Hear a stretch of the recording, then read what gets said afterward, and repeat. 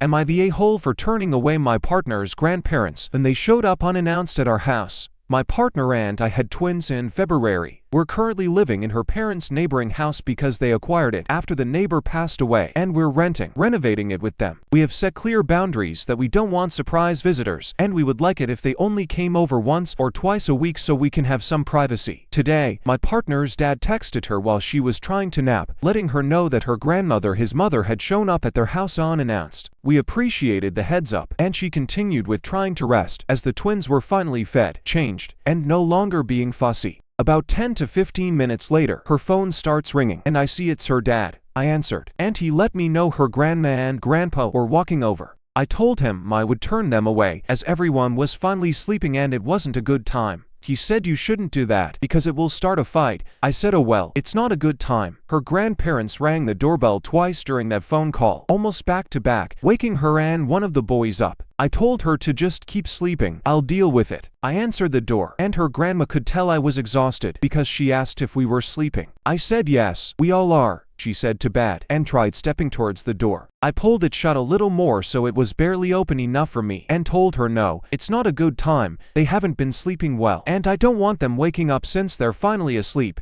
She pretended she was okay with it, and parted ways. A few minutes later, my partner called her dad with the boys screaming in the background, telling him we turned them away. He did what he usually does when he's mad, and kept giving short 1 or 2 word replies. Then, after she was done talking, he blew up, talking about how he's going to have to deal with her grandma being pissed off now, and saying something like I might as well broadcast your damn rules to everyone to not show up unless they call ahead, along with some other stuff I didn't catch as I was in the other room. She started crying, said bye while he was still yelling, and hung up. Now I feel like I shouldn't have told her grandparents to come back another day because her dad apparently can't deal with his mother's or his own emotions, and it would have been easier to just deal with them coming in and disturbing the peace that we had just managed to establish. Should I have just dealt with them coming in for a little while? I couldn't help but wonder if holding a boundary was really worth all this drama. It felt like we were being punished for simply needing rest and space. But if we cave every time, they'll never respect our needs. Still, I know we did what was best for our little family. So, am I the a-hole for turning them away? Here are the top comments, plus Opie's reply. Not the a-hole. Maybe you should go over there one day at 3 a.m. and ring the doorbell. If they complain, well, they should have broadcast that rule to everyone.